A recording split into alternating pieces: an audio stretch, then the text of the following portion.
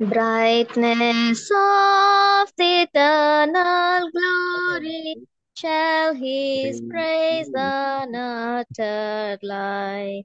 Who would ask the heaven story of the one who came to die? ప్రకాశించు నిత్య మహిమ శ్లాఘింపబడకుండునా మన కొరకై మరణింపవచ్చిన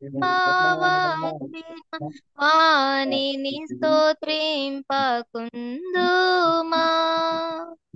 పూర్ణమైన మహిమను విడచి కల్వరిలో శ్రమనొందిన ఆయనకు నమస్కరించి ఆయననే పూజింతుము. తండ్రి సింహాసమునానున్న మృత్యుంజయుని కీర్తిందము.